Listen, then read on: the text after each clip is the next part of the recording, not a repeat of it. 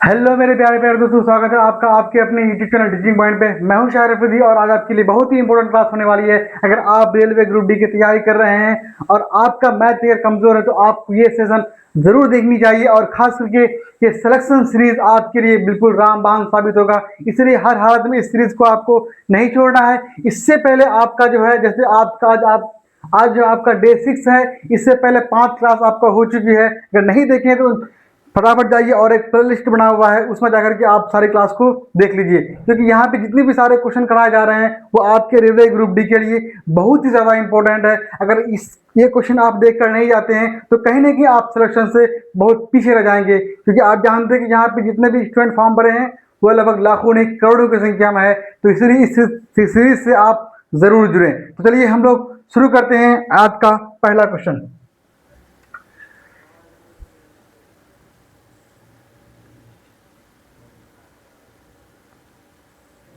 चलिए, आज का पहला क्वेश्चन आपका स्क्रीन पे आ चुका है। पहला क्वेश्चन आपका है कि यदि किसी बेलन का संपूर्ण पृष्ठीय क्षेत्रफल दिया हुआ 3080 मीटर स्क्वायर है और उसकी त्रिज्या 14 मीटर है तो बेलन का वक्र पृष्ठीय क्षेत्रफल कितना हो जाएगा।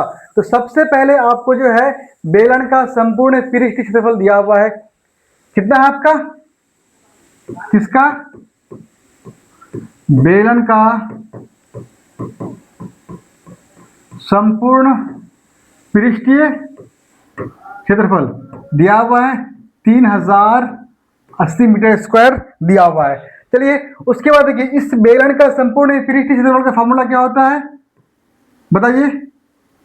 2πr into are plus H होता है बराबर 3080 हो जाएगा। देखिए इससे बनाने से पहले अगर चाहेंगे तो आप बिना सोल्व किए इस क्वेश्चन को हम लोग हल कर सकते हैं। अब बोलिए कैसे। देखिए यहाँ पर जो त्रिज्या दिया हुआ है 14, हमको निकालना वक्र पृष्ठीय क्षेत्रफल, तो कहीं ना कहीं जो आंसर जो होगा वो 14 का मल्टीपल होगा। तो आप चेक कर लीजिए इनमें से कौन कौन सी संख्या है तो 14 से आपका डिवाइड होने वाला है। तो पहला को देखते हैं, 14 कम 14 या कितना बचेगा 5 57, 14 56 नहीं कटेगा। उसके बाद देखिए 14 कम 14 6 बचेगा 64, 14 56 कितना बचेगा आपका 8 88 नहीं कटेगा।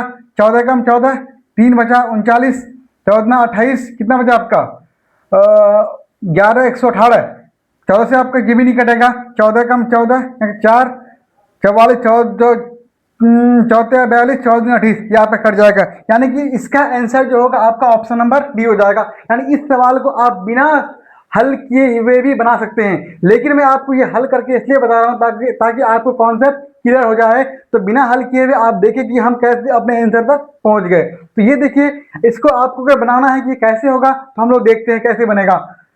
तो ये जो आपका फॉर्मूला होता है बेलन का संपूर्ण पृष्ठीय क्षेत्रफल का 2πr into are plus H. अब यहाँ पे देखिए आपको त्रिज्या दिया हुआ है, यानी कि आर का मान दिया हुआ है 14 मीटर आपका दिया हुआ है। तो क्या करेंगे 2 इंटू पाई का वैल्यू 22/7, आर का मान दिया हुआ है 14, फिर अंदर में क्या होगा 14 प्लस एच हो जाएगा बराबर 3080 हो जाएगा। अब देखिए जो जो कटेगा काट लेंगे, 7 दूनी 14, ये जो आपके 11 से कट जाएगा, 11 दूनी 22, 11 दूनी 22, 8 बचेगा 88, 11 8 88 जीरो आपका आ जाएगा। देखिए 2 दूनी 4, 7 चौक 28, 70 से कट जाएगा। फिर ये भी आपका कट जाएगा किससे 35 से कट जाएगा। ठीक है, अब देखिए कितना बच गया आपका 14 प्लस एच बराबर 35। तो एच का मान 14 को स्पार करेंगे तो कितना हो जाएगा बताइए, 5 से 4 जाएगा 1, 3 से 1 गया आपका 2, यानी एच का मान आपका 2 निकल के आ गया। आर का मान आपका 14 दिया हुआ है। तो निकालना है बेलन का वक्र पृष्ठीय क्षेत्रफल क्या होता है बताइए। बेलन का वक्र पृष्ठीय क्षेत्रफल फॉर्मूला होता है कितना 2πr(h) होता है ना फॉर्मूला, याद है आपको।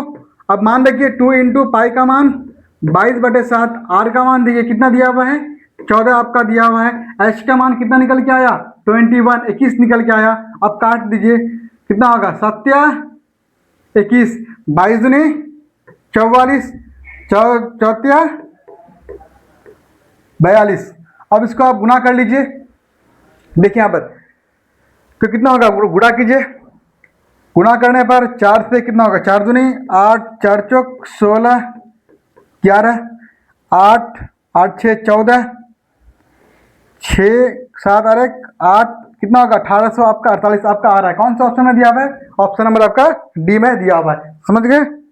तो इस तरह से हम लोग अगर हल करना चाहेंगे तो इस तरह से इस सवाल को हल कर सकते हैं। अगर नहीं भी करना चाहे तो आप डायरेक्ट भी एग्जाम में बना सकते हैं, और ये डायरेक्ट बनाने का तरीका आपको इस तरह के सवाल में आपको आनी चाहिए। ठीक है, क्योंकि ये सवाल जब आप बनाएंगे तो काफी अच्छा टाइम आपका यहाँ पे कंज्यूम कर लेगा। समझ गए? यहाँ पे बस कुछ नहीं था, कल गुना था।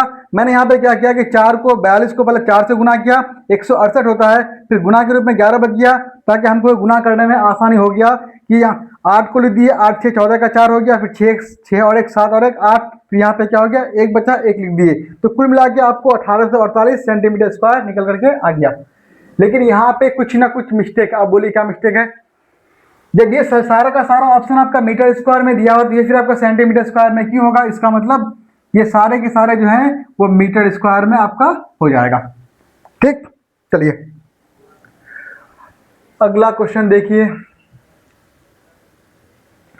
ये भी क्वेश्चन आपके लिए जो है बहुत ही इंपॉर्टेंट है और बहुत ही आसान क्वेश्चन है। अब देखिए इसको किस तरह बनाइएगा आप। दिया हुआ है कि अमित किसी काम को 13 दिनों में कर सकता है, गोपाल अमित से 30% अधिक कुशल है। अब देखिए दो आदमी है, एक क्या है गोपाल है जी मान लीजिए, और एक क्या आपका है अमित है। अब देखिए दोनों क्या है एक दूसरे से क्या 30, ये जो है गोपाल जो है अमित से कितना परसेंट 30% अधिक कुशल है। मतलब ये है कि अगर अमित किसी काम को, अगर अमित की अगर एफिशिएंसी अगर 100 है, किसकी अमित की एफिशिएंसी की बात कर रहे हैं, क्योंकि क्या देखिए यहाँ लिखा हुआ है ना कि 30% अधिक कुशल है। कुशल का मतलब क्या है? ये अमित यानी कि अमित की एफिशिएंसी की बात कर रहा है। तो अमित अगर किसी का अमित का एफिशिएंसी 100 है तो गोपाल का कितना होगा 130 होगा ना 130। ये किसकी बात कर रहा है? इफिशिएंसी की बात कर रहा है, यानी उसकी क्षमता की बात कर रहा है, उसकी कुशल की बात कर रहा है। तो अब यहाँ पे देखिए अगर अमित किसी काम, अमित का एफिशिएंसी अगर क्षमता अगर 100 है तो गोपाल कितना हो जाएगा 130 हो जाएगा। यहाँ से 0 0 कट जाएगा तो कितना हो गया 13:10 हो गया। ये क्या निकल के आ गया? एफिशिएंसी निकल के आ गया। अब देखिए हमको निकालना क्या है? टाइम निकालना। लिखा हुआ ना दिन, मतलब टाइम निकालना है। हमेशा याद रखिएगा इफिशिएंसी जो होता है वो टाइम का जो इनवर्स प्रोपोर्शनल होता है। इफिशिएंसी जो होता है वो टाइम का इनवर्सली प्रोपोर्शनल होता है। इसीलिए यहाँ पे क्या होगा, अगर हम टाइम निकालेंगे तो यहाँ पलट जाएगा, 10 इस पार आ जाएगा और 13 आपका जो है वो उस पार आ जाएगा। आ गया, इफिशिएंसी भी निकल के आ गया, क्षमता भी निकल के आ गया, 13:10। यानी कि अगर गोपाल की क्षमता 13 होगा तो अमित की क्षमता 10 हो जाएगा। अगर यहाँ पे अगर गोपाल का 10 टाइम अगर 10 लगेगा तो वहीं पे अमित का टाइम 13 लगेगा। अब आप मुझे बताइए कि देखिए अमित किसी काम को 13 दिनों में करता है। किसकी बात कर रहा है? अमित किसी काम को कितने दिनों में करता है? 13 दिनों में। अब ये 13 यूनिट का वैल्यू कितना दिन है? 13 दिन है, यानी कि 13 यूनिट का वैल्यू ही 13 दिन है। मतलब यहाँ 1 से गुना हुआ है, तो यहाँ भी हम क्या करेंगे 1 से मल्टीप्लाई गुना करेंगे तो ये कितना होगा 10 दिन हो जाएगा। तो कौन से ऑप्शन में दिया हुआ है? ऑप्शन नंबर इसका बी बिल्कुल ही राइट आंसर हो जाएगा। समझ गए कितना आसान क्वेश्चन था? बस आपको ये पता होनी चाहिए कि क्षमता जो होता है वो टाइम का व्युत्क्रम होता है। क्या होता है? व्युत्क्रम। इसको आप इंग्लिश में कहते हैं इनवर्सली प्रोपोर्शनल करते हैं। समझ गए? बता दें एक बार उसको। और आप क्या कह रहा है देखिए, इस लाइन को पहले आप छोड़ दीजिए, पहले लाइन को। इसको देखिए, गोपाल अमित से 30% अधिक कुशल है। यानी कि अगर अमित की क्षमता 100 है तो गोपाल की क्षमता कितना हो जाएगा 130 हो जाएगा ना, इससे 30 अधिक हो गया। तो वहां पे मैंने वही लिखा है कि गोपाल की अगर अमित की क्षमता 100 है तो गोपाल की क्षमता 130 हो जाएगा। इधर लिखना चाहे अमित को इस पार भी लिख सकते हैं, कोई दिक्कत नहीं है। ठीक है, अब देखिए यहाँ पे क्षमता की बात करें, ई की बात करें, 0 0 कट गया तो ई की क्षमता कितना हो गया 13 और 10 हो जाएगा।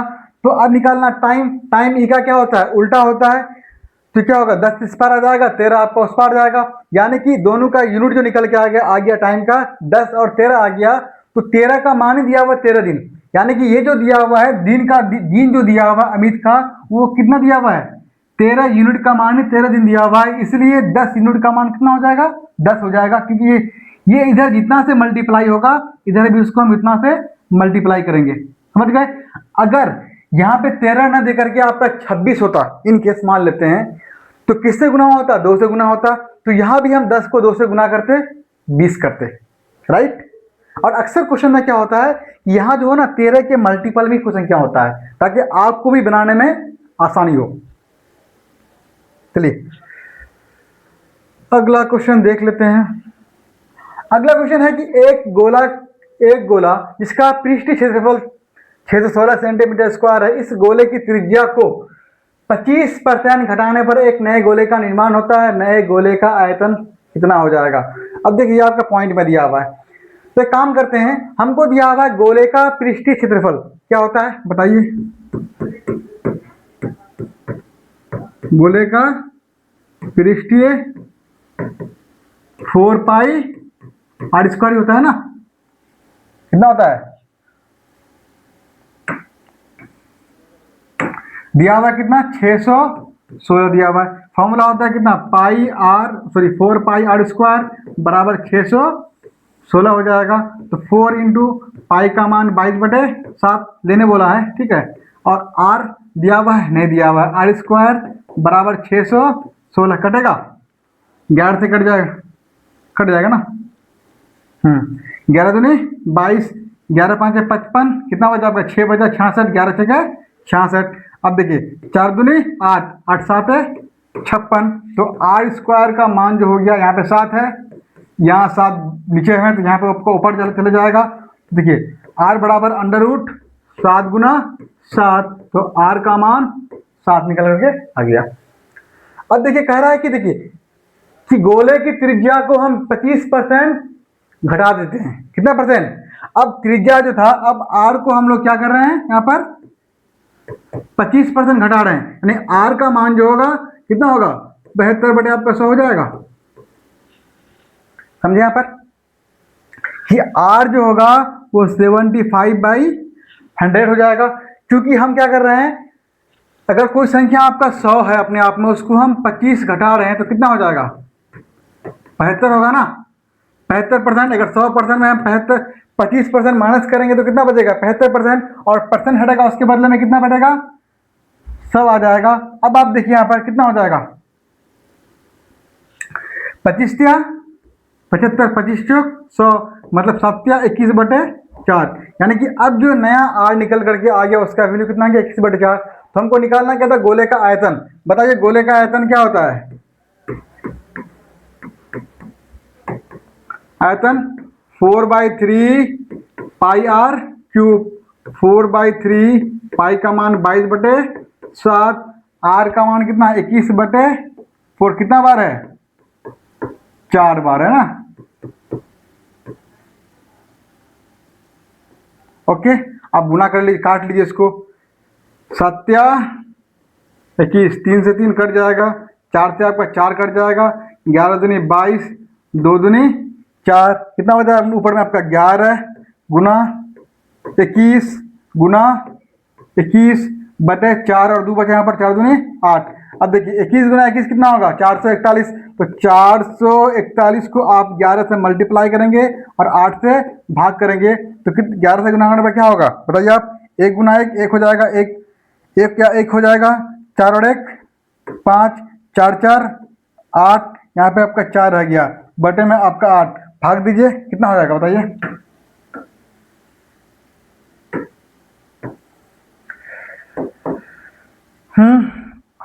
कितना होगा 8 8 6 48, पूरा का पूरा कट गया तो 0 आ जाएगा।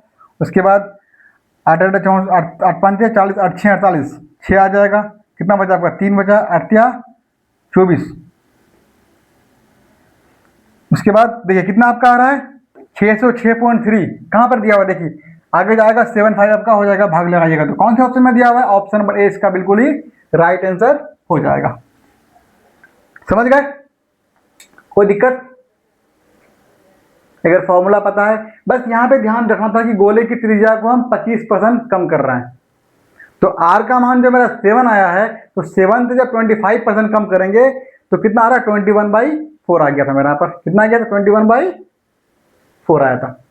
ठीक, अब इसको लेकर के गोले का आयतन निकालना है। आयतन का फॉर्मूला पता है 4/3πr³। उससे पहले गोले का पृष्ठ क्षेत्रफल कितना है?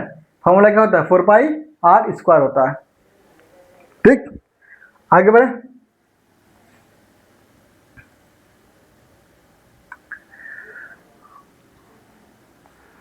अब देखिए ये सवाल भी आपके लिए बहुत ही आसान है। क्या दिया हुआ है कि एक दौर में एक एथलीट पहले लैप में 150 सेकेंड में 450 मीटर की दूरी तय करता है। यानी कि 150 सेकेंड में वो 450 मीटर की दूरी तय करता है। फिर कह रहा है कि वो उसी दूरी को, मतलब 450 मीटर की ही दूरी को वो कितना सेकंड में? अब वो 75 सेकेंड में तय करता है। यहाँ मैंने कुछ नहीं कहा, जो सवाल में दिया हुआ एज इट इज मैंने लिख दिया है। क्या कहा है कि वो उसी दूरी को, उसी दूरी का मतलब पहले 450 दूरी तय किया, अब वो फिर कितना करेगा? 450 मीटर दूरी तय करेगा। कितना सेकंड में? 75 सेकंड में तय करता है। तो अब कह रहा है कि औसत चाल निकालना है, एवरेज स्पीड निकालना है। तो एवरेज स्पीड कितना हो जाएगा बताइए?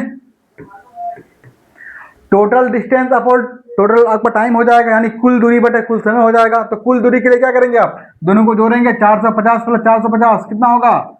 900 हो जाएगा। कुल टाइम कितना लग जाएगा? 150 सेकेंड और आपका 75 सेकेंड, दोनों को जोड़ेंगे तो 225 सेकेंड हो जाएगा। अब देखिए ऊपर वाला यूनिट जो है मीटर में है, नीचे वाला किस में है? सेकेंड में है। ये भी आपको ध्यान रखना है कि यूनिट किस में दिया मांग रहा है और मेरा यूनिट किस में आया हुआ है। समझ गए आप? अब देखिए यहाँ पर इसको आप किससे कट जाएगा? आपका 4 से पूरा पूरी कट जाएगा, समझे? तो कितना आपका आ गया? 4 मीटर पर सेकेंड। कौन सा ऑप्शन में दिया हुआ है? ऑप्शन नंबर ए इसका बिल्कुल ही राइट आंसर हो जाएगा। अब बताइए सवाल में थोड़ा विधम था आपका? थोड़ा भी नहीं था। और इस तरह के सवाल जो है ये आपका रेलवे का ही सवाल है, ग्रुप डी का ही सवाल है। इस तरह के सवाल आपके एग्जाम में आते हैं। कितना 20-30 सेकंड का सवाल है ये। मेरा टाइम लग रहा है क्योंकि मैं तो एग्जाम हॉल में बैठा नहीं हूँ। मेरा काम है कि आपको बताना कि कौन कौन कैसे क्या हो रहा है, एक एक लाइन आपको समझाना। तो ऑब्वियसली कि टाइम तो लगेगा हमको, इसलिए मेरा बनाने में टाइम लग रहा है। और आपको करना क्या है? बस समझना है, हर चीज़ लिखना। अब इस सब चीज़ को हम क्यों लिखे एग्जाम हॉल में जाए अगर तो बताइए आप मुझे।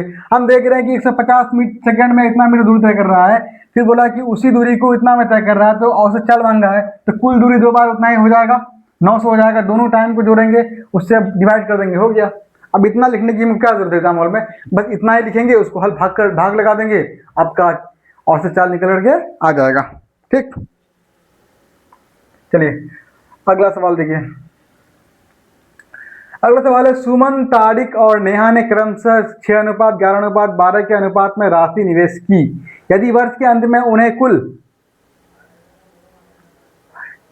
89,721 का लाभ अर्जित हुआ तो सुमन और नेहा के हिस्सों का धनात्मक अंतर ज्ञात कीजिए। अब देखिए किसकी बात कर रहा है यहाँ पर? सुमन, तारिक। समझने की कोशिश कीजिए, इस तरह के सवाल आते हैं एग्जाम में। ठीक है, एक बार समझ लीजिएगा तो फिर आपको फिर से इस तरह से कोई भी सवाल आएगा तो आपसे गलत नहीं होगा। फिर दिया हुआ आपका नेहा, तीनों का अनुपात दिया हुआ है। अब देखिए उन्होंने कुछ रुपया को क्या किया? उन्होंने इन्वेस्ट किया। किस अनुपात में किया? इनकम जो उसका व्यय है, मतलब रुपया जो है, वो किस अनुपात में इन्वेस्ट कर रहा है? वो 6:11:12 में। हमेशा याद रखिएगा कि जिस अनुपात में कोई आदमी इन्वेस्ट करेगा उसको जो प्रॉफिट होगा उसी अनुपात में होगा। जैसे कि अगर आप और आपके भाई कोई बिजनेस में आप लगा रहे हैं 1 लाख रुपए लगा रहे हैं और वो लगा रहे हैं 2 लाख रुपए इन्वेस्ट कर रहे हैं, तो लास्ट के 1 साल के बाद में अगर मान लीजिए 30,000 रुपये प्रॉफिट होता है तो उसमें क्या होगा? 10,000 आपको देगा, 20,000 वो रखेगा, क्योंकि उन्होंने 2 लाख लगाया है और आपने 1 लाख लगाया है, आपका वो डबल लगाया है। तो इसका मतलब वो जो प्रॉफिट होगा वो भी उसका डबल लेगा। तो इसका मतलब ये कि जितना आप इन्वेस्ट करते हैं तो प्रॉफिट जो होता है, जिस अनुपात में आप इन्वेस्ट करते हो उसी अनुपात में प्रॉफिट को आप लोग बांटते हो। ठीक है, तो इन्वेस्ट किया हुआ 6:11:12 में, तो प्रॉफिट जो हो जाएगा, लाभ जो होगा वो भी किसी अनुपात में होगा? 6:11:12 में हो जाएगा। समझ गए आप? अब देखिए तो उसको कुल लाभ कितने का हो रहा है? कुल लाभ उसका है कितना बताइए आप मुझे, 79,721। अब देखिए, और यहाँ पे जो कुल अनुपात जो दिया हुआ है, कितने किस में दिया हुआ है, अनुपात में दिया हुआ है, कितना 12 और 11 कितना होगा, 23 और 6 29, यानी कि इन पूरे का मान कितना आपका आ रहा है, 29 आ रहा है। अब इसको आप भाग करके देख लीजिए कि एक यूनिट का मान कितना आएगा, हमको निकालना पड़ेगा ना, क्योंकि फिर लास्ट में हमको, जब तक नहीं हमको एक यूनिट का मान पता होगा तब तक उसमें से हम किसी का भी मान निकाल नहीं सकते हैं। तो पहला मेरा जो फोकस रहेगा उसी पे रहेगा कि एक यूनिट का मान कितना होगा। तो एक यूनिट का मान निकालने के लिए टोटल लाभ कितना हो रहा है, कितना हो रहा है, उसमें से कुल यूनिट कितना है उतना को हम डिवाइड कर देंगे तो कितना आ जाएगा। अब भाग देके देख लीजिए कितना होगा बताइए। अगर 29 को आप 79,721 से भाग करते हैं, 29 दूनी कितना होगा, 58 हो जाएगा। यहाँ पे कितना बचेगा आपका, एक बचेगा, 7 से 5 गया आपका 2, यहाँ पे 7, और यहाँ पे कितना आपका हो जाएगा बताइए, सत्या रास्ते लग जाएगा, 963, हाथ में कितना रहा, 6 रहा, 7 दूनी 14 और 6 20, यहाँ कितना आ जाएगा, 7 में से 3 गया 4, यहाँ पे 1, यहाँ पे 2 हो जाएगा, यहाँ से 4 से लग जाएगा, 9 चौक 36, कितना आएगा, हाथ में 3 रहा, 4 दूनी 8 और 3 11, 12 से 6 गया 6, 3 से 1 जाएगा 2, यहाँ पे कितना आपका अब बचा, 1 बचा, इसको भाग देंगे कितना होगा, 9 से, 9 9 81, 8 रहा, 9 दिन 18, 18 8 कितना होगा 26, कट गया पूरा पूरी, यानी कि एक यूनिट का मान जो है 2749 निकल करके आया। कितना आया, 2749, कितना आ गया, आ जाएगा 2749, एक यूनिट का मान निकल करके आ गया। अब देखिए, सबसे आपको गुणा करने की जरूरत नहीं है, हमसे मांगा क्या है कि सुमन और नेहा, देखिए सुमन यहाँ पर है और नेहा यहाँ पर है, सुमन का जो प्रॉफिट है वो कितना है, 6 है, 6 यूनिट है, और नेहा का कितना है, 12 है, तो दोनों का अंतर मांगा है। अब देखिए यहाँ दोनों का अंतर कितने का है, 6 का है ना, यानी कि नेहा को 12 यूनिट लाभ हो रहा है, तो यहाँ पर सुमन को 6 हो रहा है। तो बोला कि दोनों के बीच का अंतर कितना होगा, अंतर कितने का आ रहा है, 6 का आ रहा है। और आपको पता है कि एक यूनिट का जो वैल्यू है वो 2749 है, इसलिए हमको 6 यूनिट का निकालना है। तो 6 को आप 2749 से मल्टीप्लाई करेंगे तो कितना होगा, 9 6 54, एक ही ऑप्शन में दिया हुआ है, इसलिए ऑप्शन नंबर ए इसका राइट आंसर हो जाएगा। गुना कर लीजिए, 9 6 54 का 4, हाथ में कितना रहा 5, 24 और 5 29, कितना रहा 2, 7 6 42 और 2 44, कितना रहा आपका 4, 6 12 और 4 16, आ गया आपका कौन सा ऑप्शन हो जाएगा, ऑप्शन नंबर ए इसका बिल्कुल ही करेक्ट आंसर हो जाएगा। समझ में आ रहा है कि नहीं, निकालते कोई दिक्कत नहीं होनी चाहिए आपको, क्या आसान सवाल है, बस थोड़ा लैंग्वेज का हेरफेर है, लैंग्वेज को आप अगर समझ गए इसका तो आसानी के साथ बना सकते हैं। बस आपको ये है कि लैंग्वेज समझना पड़ेगा कि लैंग्वेज आपका क्या कह रहा है, ठीक। बस ध्यान रहे कि जिस अनुपात में हम रुपया को इन्वेस्ट करते हैं, प्रॉफिट जो होगा आपको उसी अनुपात में मिलेगा, ठीक। चलिए अगला क्वेश्चन देखते हैं। यह है कि बहुत लंबा चौड़ा क्वेश्चन है, चलिए देखें। लंबा होने पे क्या होगा, इसका आंसर ही वो बनेगा जिसका हमको बहुत शॉर्ट पड़ेगा ना, ठीक है ना, क्या दिया हुआ है तो समझ आएगा। 3 श्रमिक ए बी सी को एक दीवार पेंट करने का काम सौंपा गया। ए इसी काम को 8 घंटे में करता है। देखिए ए जो है किसी काम को कितने घंटे में, 8 घंटे में करता है। बी कितने घंटे में, 12 घंटे में करता है। सी उस काम को 16 घंटे में करता है। सबसे पहले हम एक काम करते हैं, टोटल वर्क निकाल लेते हैं, कुल काम कितना है। अब देखिए तीनों का आपको एलसीएम निकालना है। 12 8 और 16 का एलसीएम निकालेंगे, कितना होगा 48 हो जाएगा, होगा ना 48 एलसीएम, निकाल के देख लीजिएगा आप लोग। 8 6 का 48, इसकी यानी कि एक की जो एफिशिएंसी हो जाएगी, क्षमता, वो कितना हो जाएगा 6, यानी कि एक दिन में कितने घंटा में दिया हुआ ना, हाँ, तो एक की जो एफिशिएंसी होगा कितना होगा, वो 6 घंटा होगा। कितना घंटा, 6 हो जाएगा। और बी की क्षमता 12 48 4 हो जाएगा। सी का 16 48 3 हो जाएगा, यानी कि ए की क्षमता 6, बी की 4 और सी की आपका 3। अब कह रहा है यदि वे सभी मिलकर काम करना शुरू करते हैं लेकिन सी 2 घंटे के बाद काम छोड़ देते हैं, तो इसका मतलब 2 घंटे तक जो है तीनों मिलकर काम किया है, तीनों साथ में रह के काम किया है। मतलब कौन कौन, ए बी सी कितने घंटे तक वर्क किया है बताइए, 2 घंटे तक किया है। अब मुझे बताइए ए की क्षमता कितना है, 6 है, बी का 4 है और सी का आपका 3 है, गुना कितना होगा, 2 घंटे तक काम किया है तो कितना हो जाएगा बताइए आप मुझे, 6 4 10 और 3 13, 13 दूनी कितना हो जाएगा 26। यानी कि उनको कुल काम कितना करना था 48, उनमें से तीनों ने मिलकर आपका 26 काम कर लिया। अब बताइए कितना बचा, 48 काम था टोटल, ठीक है, उसमें से उन्होंने 26 काम तीनों ने मिलकर कर लिया 2 घंटा के अंदर। बचा कितना, 8 से 6 जाएगा कितना होगा, 2 होगा, 4 से 1 2 जाएगा, 2 हो जाएगा। यानी कि अब जो कुल काम बचा है शेष काम वो कितना बचा है, 22 बचा है। अब क्वेश्चन को आगे बढ़िए, काम छोड़ देता है तो काम पूरा होने में कुल कितना समय लगेगा, यानी कि अब जो 22 वर्क बचा है उसको अब सी नहीं करेगा, सी जो है नहीं, कौन करेगा, ए और बी करेगा। अब आप मुझे बताइए कि 22 काम बचा हुआ है टोटल वर्क, अब कौन काम करेगा, ए और बी करेगा। ए की क्षमता कितना 6 है, बी का कितना है 4 है, दोनों जीरो का कितना होगा 10 होगा, वो जीरो काटेंगे यहाँ पे पॉइंट बैठेगा, यानी कि ये दोनों मिला करके इस बाकी काम को 2.2 घंटा में पूरा करेगा। पहले कितना घंटा लग रहा है, 2 घंटा, फिर ए और बी जो शेष काम को करने में कितना लगा रहा है, 2.2 घंटा लगा रहा है, तो कुल घंटा कितना लग जाएगा बताइए, 2 घंटा यहाँ पे ये वाला और 2 घंटा यहाँ पे आपका हो गया, तो कितना होगा 2 और 2 4, 4.2 घंटा आपका हो जाएगा। समझ गए, कोई दिक्कत,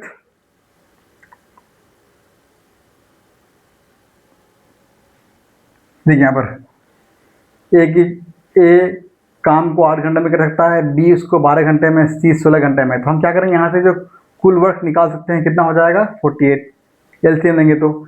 अब देखिए इसको 48 को 8 से भाग करेंगे 6 आ जाएगा, यानी कि यहाँ से ए बी सी की क्षमता निकल के आ जाएगा। उसके यूनिट से भाग करेंगे, उसको यूनिट को भाग करेंगे ना इससे, तो आपका क्षमता निकल के आ जाएगा। कह रहा है कि तीनों जो मिलकर के है वो 2 घंटे तक काम कर रहा है, क्यों कर रहा है लिखा हुआ नहीं है, लेकिन कह रहा है कि 2 घंटे के बाद सी 2 घंटे के बाद काम छोड़ देता है, मतलब 2 घंटे तक तीनों मिलके काम कर रहा है। ए बी सी कितने घंटे तक काम कर रहा है, 2 घंटे तक। ए का क्षमता 6, बी का 4, सी का 3, तो कितना होगा 6 4 10 3 13, तो कुल मिला के कितना घंटा काम कर रहा है 2 घंटा। ये 1 घंटे की क्षमता है, ठीक है, तो 2 घंटे करेगा तो कितना होगा 26 हो जाएगा। तो 48 टोटल वर्क था, टोटल वर्क कितना आपका है 48 है, उनमें से उन्होंने कितना 26 कर लिया, तो कितना बचा उसके बाद शेष 22 वर्क बच गया। अब ये 22 वर्क कौन करेगा, ए और बी करेगा। ए की क्षमता 4 है, बी की कितना है, ए का 6 है, बी का 4 है, दोनों का मिला के कितना हो गया आपका 10 हो गया। तो उस क्षमता को, टोटल वर्क को उसके इफिशियंसी से क्या करेंगे, क्षमता से भाग करेंगे, तो कितना टाइम निकल के आपका आ जाएगा, कितना निकल के आ गया 2.2 घंटा निकल के आ गया। तो पहले जो उसको लग रहा था कितना घंटा, 2 घंटा तक काम किया है, तीनों मिलकर के। अब फिर ये 2.2 घंटा जो है वो 2 मिलके ए और बी मिलके काम किया, तो बोल रहा है कुल समय कितना लगेगा शुरू से लेकर के लास्ट तक, 2 घंटा और 2.2 घंटा मिला के कितना होगा 4.2 घंटा हो जाएगा। कौन सा ऑप्शन में दिया हुआ है, ऑप्शन नंबर आपका डी में दिया हुआ है। ठीक, समझ गए। चलिए अगला क्वेश्चन देखिए। सवाल है आपका कि यदि एक पंखे का अंकित मूल्य दिया हुआ है इतना 775 और उस पर 12% की छूट प्रदान की जाती है, तो पंखे का विक्रय मूल्य क्या हो जाएगा। अब देखिए क्या हो जाएगा,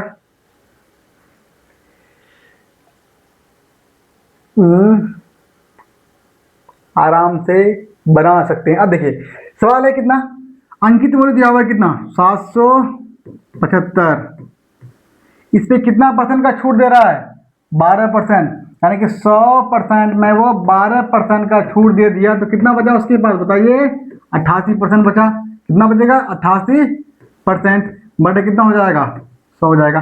ध्यान रहे कि अगर यहाँ पे आप जितना छूट देगा उतना भाई 100 करेंगे तो कुल कितना छूट दिया वो निकल के आएगा। अगर आपसे सवाल में पूछ ले कि 12% छूट प्रदान किया तो बताइए कि कुल छूट कितना दिया, तो उसको आप 12 बाई यहाँ पे 100 करेंगे, लेकिन यहाँ कह रहा है कि उसको बेचा कितना में छूट देने के बाद, तो जो बचा और 100 में से 12 गया कितना बचा, 88 बचा, तो क्या होगा 88 बाई आपका 100 हो जाएगा। इसको आप भाग लगाइए, ये तो 25 से कट जाएगा, 25 या 25 चौक 100, 25 या 75, 2 बचा 25 से कम 25 हो जाएगा। अब देखिए कट जाएगा, 4 दूनी 8, 4 दूनी 8, कितना बचा आपका 31 इंटू 22, अब कितना होगा 31 दूनी 62, कितना बचा आपका 6 बचा, 21 दूनी 62 और 6 आपका 68, 686 कौन से ऑप्शन में दिया हुआ है, ऑप्शन नंबर आपका डी में दिया हुआ है, जो आपका राइट आंसर हो जाएगा। समझ गए, कोई दिक्कत नहीं ना?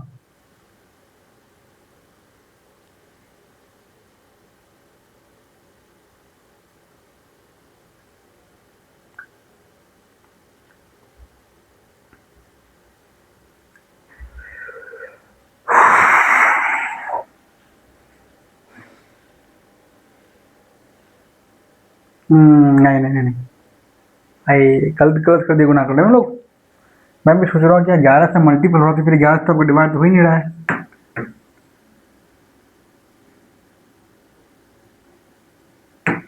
31 दूनी 62 का 2 हो जाएगा ना, हाथ में कितना रहा आपका 6 रहा, 31 दूनी 62 और 6 आपका 68। अब देखिए कितना होगा 682 होगा, कौन सा ऑप्शन में है आपका, ऑप्शन नंबर ए में दिया हुआ है। अब देखिए मैं कैसे चेक किया, सस्पेंस क्यों हुआ, क्यों मैं देख रहा हूँ कि यहाँ पे आपके 11 से ये कट रहा है, ये 11 का मल्टीपल है, लेकिन 686 यहाँ पे 11 से भाग लग रहा है, नहीं लग रहा है, तो फिर कैसे हो जाएगा। इसलिए मुझे लग रहा था कि कहीं ना कहीं मैं गलत किया, देखा गुनाह ही गलत किया हूँ। देखिए अब इस क्वेश्चन को अगर आपको ऐसे बनाना, मान लीजिए हल नहीं करना है, तो आप क्या देख रहे हैं, देखिए 775 है, उसको 12% की छूट देना, कितना बचेगा आपका 88 बचेगा। 88 किसका मल्टीपल होता है नॉर्मली, हम लोग जैसे देखिए 9 का मल्टीपल हुआ, 11 का हुआ, 3 का हुआ, इस तरह की चीज़ों को हम देखते हैं कि उस तरह का उसमें है कि नहीं है।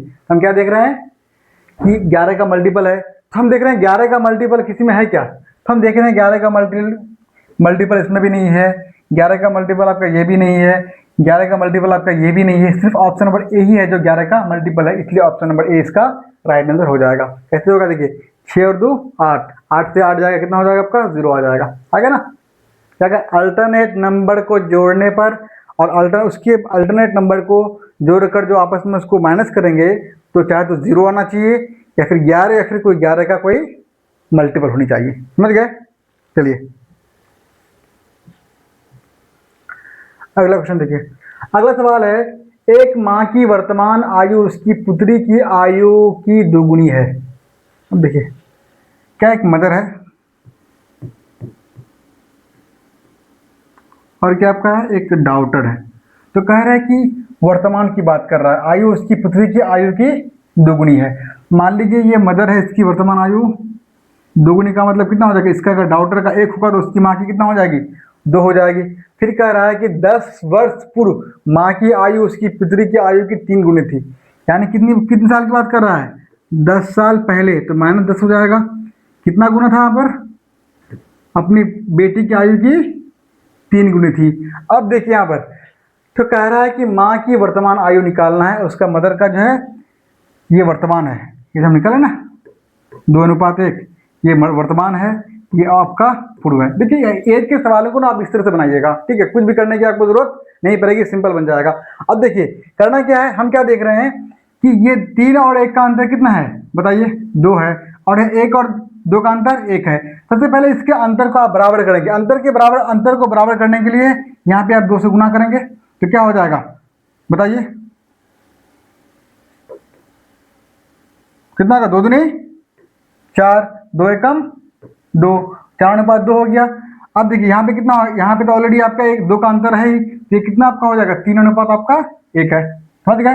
अब देखिए ये उसका मदर है और ये उनका डॉटर है।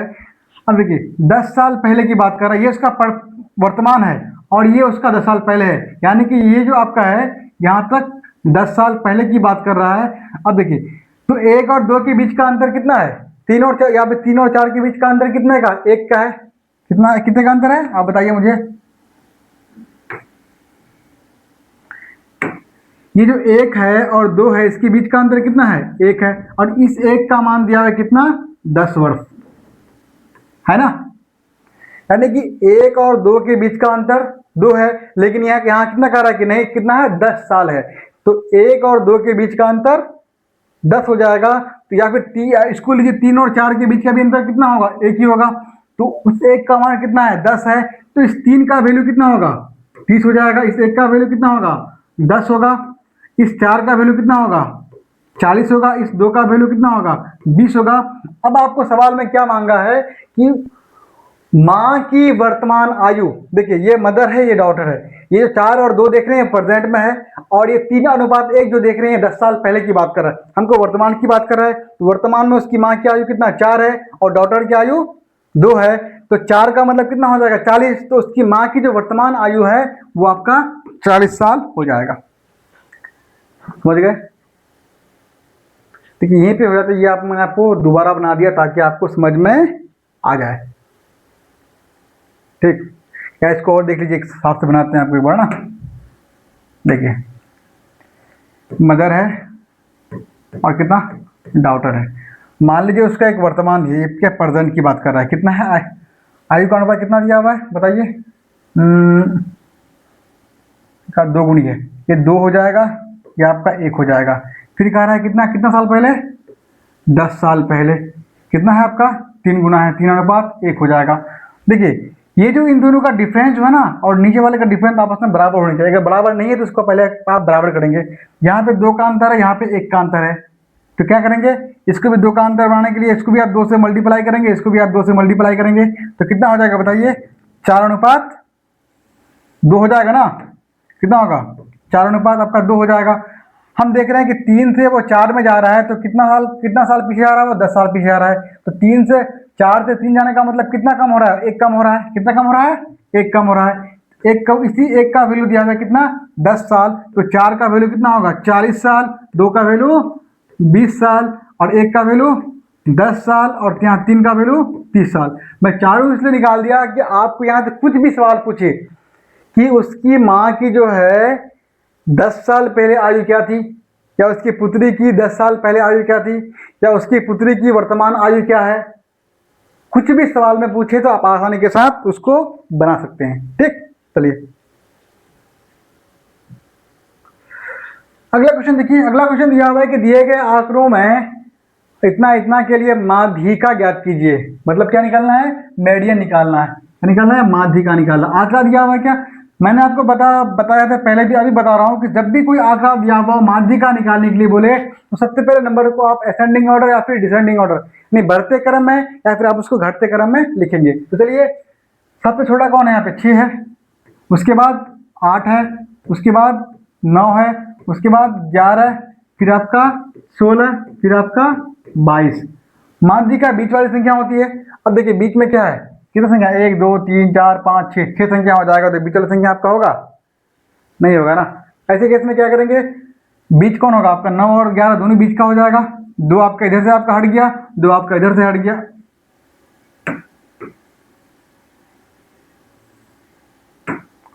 ये आपका 6 है, ये आपका 2 है, तो 2 आपका इधर से हट गया, 2 इधर से हट गया। बीच में कितना बचा? 9 और 11 बचा। दोनों को आप जोड़ेंगे, दोनों को जोड़ने पे कितना हो जाएगा बताइए? 9 और 11 को जोड़ने पर 20 हो जाएगा। और 20 को आप किससे भाग देंगे? 2 से कितनी संख्या है? 2 संख्या है ना। 20 को आप 2 से भाग देंगे, कितना आ जाएगा? 10 आ जाएगा। यानी कि इसका जो माध्यिका होगा वो 10 हो जाएगा। समझ गए? अगर नंबर आपका ओड होता तो जो बीच वाली संख्या होती वही आपका माध्यिका होता। अगर आपका नंबर इवन है तो आप क्या करेंगे? बीच में कौन कौन है? एक संख्या तो बीच में आपका आएगा नहीं। 9 और 11 दोनों आ रहा है 6 संख्या में। 2 आप इधर से माइनस करेंगे, 2 आप उधर से माइनस करेंगे। अगर 3 माइनस करेंगे तो बीच में कोई संख्या बचेगा आपका? 3 इधर हट जाएगा, 3 आपका उधर हट जाएगा, कुछ नहीं बचेगा। तो इससे चाहे तो आप बीच में एक लाइन खींच दीजिए। इसके बगल में आपका 9 है, इसके बगल में 11 है, दोनों को जोड़ दीजिए, 2 से आप डिवाइड कर दीजिएगा, तो वो आपका माध्यिका निकल करके आ जाएगा। चलिए अगला क्वेश्चन देखिए। शिवम अपनी आय का 50% खर्च करता है। यदि वो 42,000 की बचत करता है तो उसकी आय कितनी हो जाएगी? अब देखिए, मान लीजिए कि शिवम की इनकम इनकम क्या होता है बताइए, एक्सपेंडिचर प्लस सेविंग होता है, मतलब आय बराबर एक्सपेंडिचर का मतलब क्या होगा, वह जिसको आप खर्च भी कहते हैं, प्लस सेविंग का मतलब बचत हो जाएगा। तो वो क्या कर रहा है देखिए यहाँ पर कि वो अपनी आय का, अगर उसकी आय मान लीजिए 100 है मान लेते हैं, तो वो आय का 50% खर्च करता है, व्यय करता है, कितना परसेंट, 50%। तो 100 का 50% कितना होगा, 85 हो जाएगा। अगर वह 100 में 50 खर्च कर दिया तो उसके बाद बचेगा कितना, 85 बचेगा ना, क्योंकि 50 मिला के आपका 100 हो जाएगा। यदि वो 42,000 की बचत करता है, बचत कितना का करता है, 42,000 का, यहाँ पे मेरा कितना है 50, यानी इस 50 का वैल्यू कितना है बताइए, 42,000 है।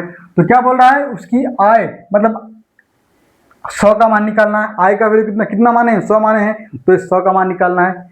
अब देखिए ये 50 का दूना है 100, ये 100 जो है 50 का डबल है ना, इसका मतलब ये जो आपका इनकम जो हो जाएगा ये भी किसका डबल हो जाएगा, उसके खर्च का भी डबल हो जाएगा। यानी उसका यानी कि उसका अगर बचत 50 रुपये 50 है और 50 का मान आपका 42,000 है, तो उसका आय कितना 100 है, तो 100 किसका 50 का अगर डबल 100 है तो उसका आय भी कितना होगा, 42,000 का डबल हो जाएगा, होगा कि नहीं होगा। तो कितना होगा बताइए हमको यहाँ पर, इसका ये डबल कितना होगा, 42,000 का डबल 84,000 हो जाएगा। कौन सा ऑप्शन में दिया हुआ है, ऑप्शन नंबर आपका सी इसका करेक्ट आंसर हो जाएगा। समझ में आया, यानी कि अगर 50 का वैल्यू 42,000 है तो 100 का वैल्यू कितना होगा, 50 का डबल, तो इसका मतलब 42,000 का भी डबल हो जाएगा ना, कितना होगा आपका, दो गुना आपका हो जाएगा, तो कितना हो जाएगा आपका 42,000 का दूना 84,000 हो जाएगा। ठीक है, समझ गए। तो हम लोग आज की क्लास को यहीं पे एंड करते हैं। जाने से पहले एक छोटा सा रिक्वेस्ट आप लोगों से, अगर ये क्लास आपको अच्छा लगे पसंद आए तो इस वीडियो को लाइक कीजिएगा, चैनल को भी सब्सक्राइब कीजिएगा और इसका लिंक अपने दोस्त यारों को भी ज़रूर शेयर कीजिएगा। आप सभी का बहुत बहुत धन्यवाद। आपका एग्ज़ाम करीब है, 3 अगस्त से आपका एग्ज़ाम शुरू होने वाली है, इसलिए आप जम के मेहनत कीजिए, जितना हो सके उतना पढ़िए अगर आप चाहते हैं कि आपका एक सीट जो है वो कंफर्म हो जाए, क्योंकि संख्या हज़ारों में नहीं, लाखों में नहीं, बल्कि करोड़ों में है। ठीक है, आप सभी का बहुत बहुत धन्यवाद। जय हिंद।